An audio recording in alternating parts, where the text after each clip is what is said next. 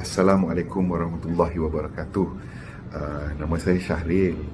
Saya ada syarikat IT. Tujuan saya buat video ni, saya nak minta pendapat sebenarnya daripada kawan-kawan. Pinjamkan saya masa sekejap untuk saya bentangkan kat sini. Okey.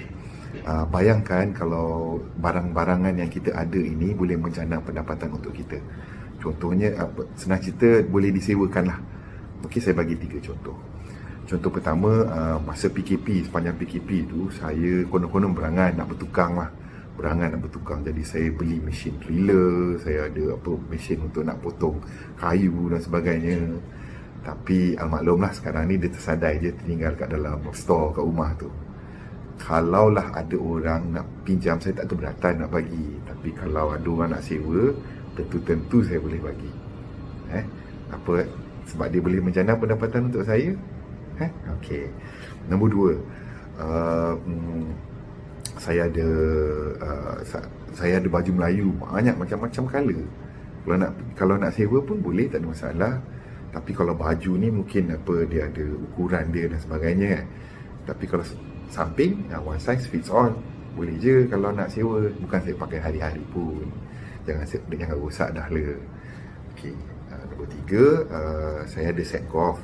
Jangan risau, tak pandai pun main. Tapi katakanlah kalau ada orang nak pinjam set golf, ada orang nak sewa set golf saya ni, tak kisahlah RM100 sekali ke RM50 ke, as long as it turns into money, kenapa tidak? Kan? Okey. Itu daripada perspektif saya sebenarnya. Macam-macam lagi saya percaya kalau ada daripada perspektif tuan-tuan dan puan-puan, mesti ada banyak lagi benda yang boleh, barang-barang yang kita boleh iklankan untuk disewakan. Okey, untuk itu sebenarnya saya dah buat satu prototype. Jom kita tengok sama-sama prototype ini. Kita buka browser dan kita type rentalparadise.nakmenangtender.com.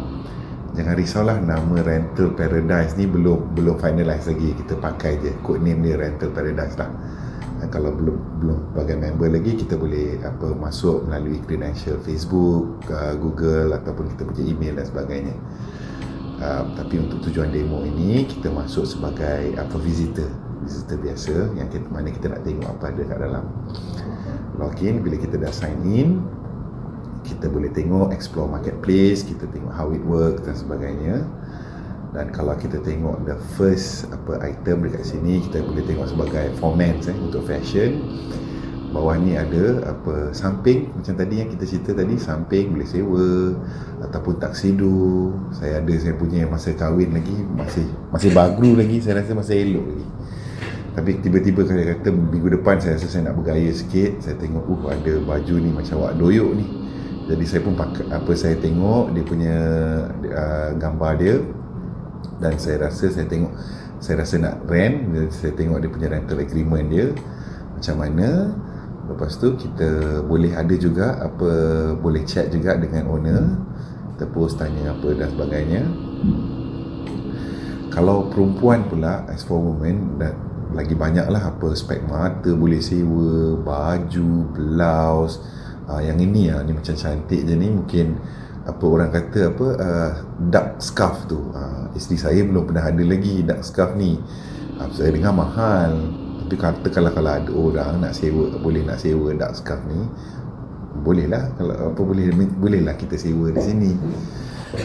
For kids, saya ada anak 5, jadi saya tahu keperluan setiap seorang.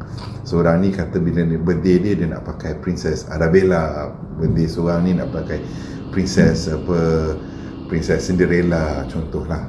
Jadi kalau adalah benda ini, kalau adalah orang postkan, kita boleh nak sewa, dan kita boleh, pastinya dia lebih murah daripada nak beli barulah.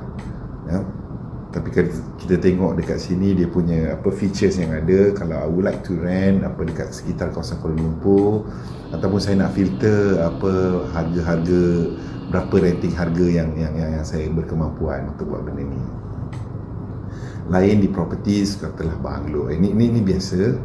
Kalau cars pun sama macam biasa. Kalau ni golf seperti yang saya ceritakan tadi, ataupun macam sekarang ni sangat trend in sangat yang orang bawa basikal. Untuk orang yang banyak duit tu bolehlah dibeli satu apa, tapi kalau untuk orang macam saya yang baru nak cuba, kalau adalah orang nak sewakan, mungkin saya boleh tengok betul ke I can stick with this kind of hobby. Freelancers, programmers, IT ataupun graphic designers, bayangkan kalau kita ada mural satu yang kita nak services orang yang pandai melukis ni, nak lukis gambar dekat mural kita kat office ataupun dekat ni kan, with this kita enable untuk orang apa mencari rezeki dan dapat, kita pun boleh dapat servis. Yang ini owners, renters, fee and charges, lost, damage or stolen, ini semua konsep. Tapi apa, ini semua konsep dan kita akan perhalusi lagi lah. My card, apa, bila kita nak buat pembayaran, shipping information, your information is safe with us. Apa, payment detail, isi credit card dan sebagainya, summary, thank you. Okay, sekarang kalau kita masuk pula sebagai owner, kita masuk sebagai owner, kita sign in.